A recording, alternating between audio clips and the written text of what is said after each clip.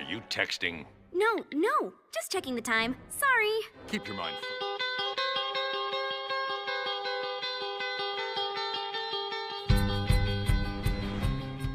Hey guys, it is Tristan with Nerdette's NewsStand, and I want to talk about a new show that came out on DC Universe today. I do believe it is coming to the CW tomorrow, but I was able to watch this today, and I was really impressed. It is StarGirl. We've seen this advertised for a while now. It looks like a, family-friendly, wholesome little show that we get to enjoy about our favorite JSA characters.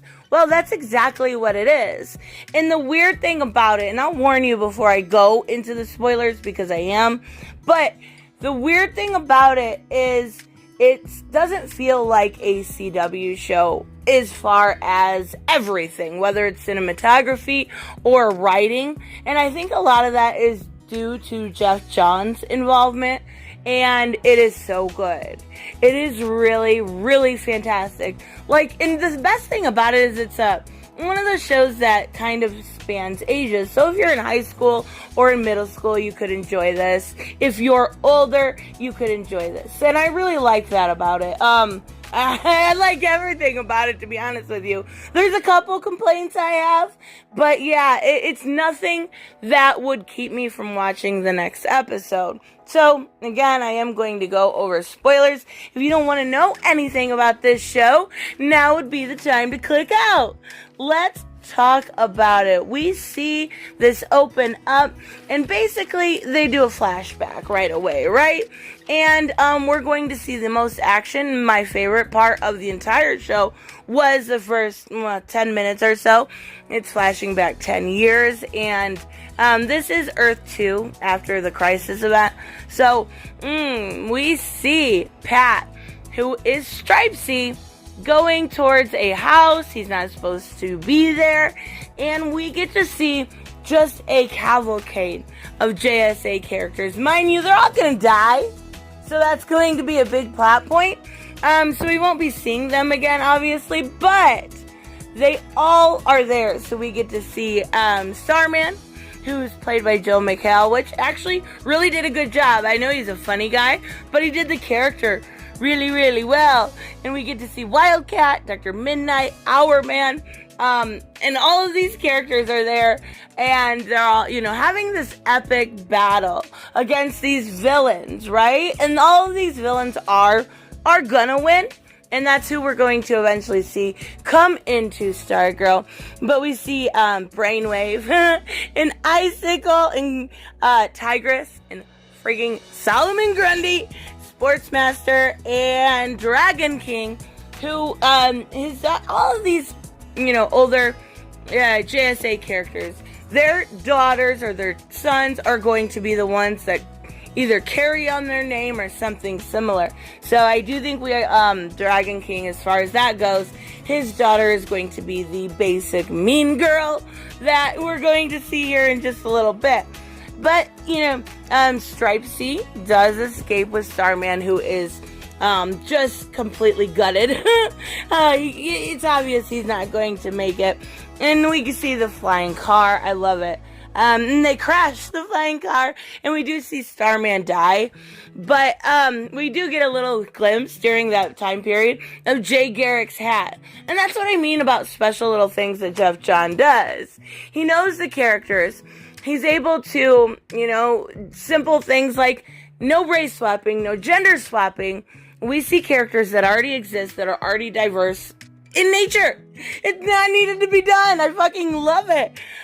So we see this little scene with this little girl at Christmas time, and her dad doesn't show up to see her, and it's sad. Of course it's sad, and that is going to be Courtney. We're going to see her grow up. And that's where this all kind of comes together. So, Courtney and her mom has married Stripesy, who his name is Pat, and he has a son also. So we get a mixed family here, and it's really the family dynamic's pretty good. I would say it's pretty average. You get kind of those typical, I'm not going to call him dad things. But even so, like, I didn't mind it at all. The thing that sold me, I'm not even kidding, this is the dorkiest thing ever. So when we first see Courtney and she's packing up to go, they're moving. They play Hanson. I fucking loved Hanson as a kid. They're playing some MMMBop. And it's like a serious version of it. Oh my god. I was literally so excited. That was my favorite part of the show. Shut up. Moving on. So, we get to, meet this new dad to her. And, they go to the, it's weird. Every single time I've had to move, I've done it myself. And everybody in the TV shows have movers. Like, whatever. So not relatable. Anyways, another thing that's really weird about the entirety of the episode, whether, they're just walking around town or, driving by, people are like uber friendly, which maybe people just don't want to say hi to me, but nobody is really like that in real life. Anyway, so there is a tense relationship, like I said, between Courtney and Pat, and that's going to kind of dissolve by the end of this. We see Courtney go to high school. She wants to get into gymnastics, so we have like this established lore that she is able to do gymnastics, which is really good for the character. And there is no gymnastics. They want her to join cheerleading. And basically we meet this mean girl. So we meet the Regina George of this show. Her name is Cindy, and that's who I said earlier. I think actual father was Dragon King. So we meet Cindy, and we meet her boyfriend. They go to lunch. It's like they sit at Courtney sits at the lunch table, and of course she's sitting at the losers table. Very cliche. And of course there's a bully that calls somebody at the table a slut. Right? She's gonna send some nudes or something. I don't know. I don't know why they're bringing up nudes on underage kids. Anyways, just saying, weird. But she the boyfriend the boy ends up being Cindy's boyfriend, and they she spills food on him and then has to go to the principal's office. So it's pretty cliche. All of the high school stuff, I will say, is extremely cliche. There was nothing about that was new or added to the conversation. She has to go to detention, and this guy has a knife in detention. Really? I was in detention all the time, and nobody ever had a knife. Come on, quit playing. High schools nowadays are way different. So, we get to see this family dinner, and Pat's son is basically kind of adapting way better than Courtney is. So she kind of goes off. She does that whole, I'm not going to call you dad. You're not my daddy thing. And she goes off. And she goes down into the basement and she finds Pat's old stuff, right? So we see the JSA pic. And we see him as Stripesy. We see all the Starman stuff, headlines for different things that he was involved in. And then we see the staff itself. Well, the staff reacts to only Starman. That's how it's supposed to be. Cosmic staff only works for the person it chooses. So Starman is obviously dead, but it's working for Courtney. Not only is it working, it takes her outside. She kind of throws it and does some gymnastics on it. It's really, really good scene. And then it takes off with her on it. And they go in the sky and super accident, they go to a drive-in theater where the bully was at. Can you believe that happened? Totally by accident. So what she does is she takes the staff and lets the air out of his tires because he's a dick. I mean, I get it. I totally get it.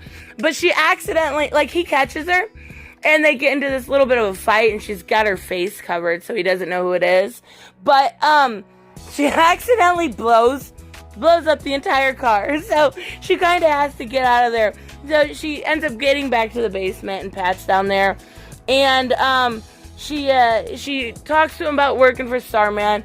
And she goes up and talks to her mom. Her mom tells her what a piece of crap her dad was, right? She's putting everything together. Why this staff is working for her. Why Pat's there. All of that. So it come to find out, at least as of right now, Starman was her father.